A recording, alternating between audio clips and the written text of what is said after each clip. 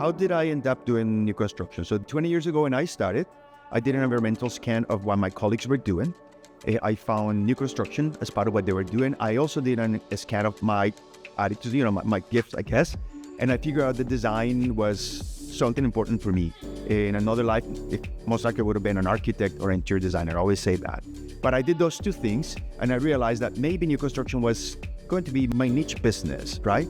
And so I lined up as many names from real estate developers that I could find in the yellow pages. We had yellow pages, the gigantic books at that time.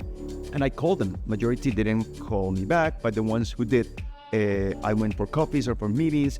Again, from those people, most of them were like rolling their eyes. What is this kid doing here? What is he talking about? He has no experience.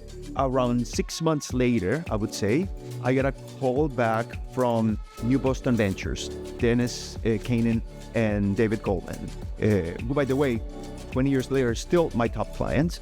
But they called me and they said, we have a project that we are doing and we would like for you to be part of our sales team, because if you have this guts, you're going to do great for a project. I did everything I needed to do to get that project sold out, and that kind of like launched my career in new construction. So now listen to this. 2 weeks ago, I get this call, 2-3 weeks away, this call from this friend who says, I want to introduce you to this developer that is conceptualizing this project in Boston. Beautiful, beautiful project. And he sets up a breakfast. I go into this breakfast. I go and I meet this guy. And the first thing that he says is, we met 20 years ago. You asked me for a coffee. I met with you. I've been following your career for the past 20 years. I haven't been doing residential real development because I've been doing commercial mostly. He's like, but I've been waiting to work with you for 20 years. Like, to me, that is mind-blowing. Mind-blowing, because it tells you about the importance of having a value proposition, the importance of taking risks in this business. Imagine if I didn't, take the risk of going as a brand new agent and having these meetings with these people.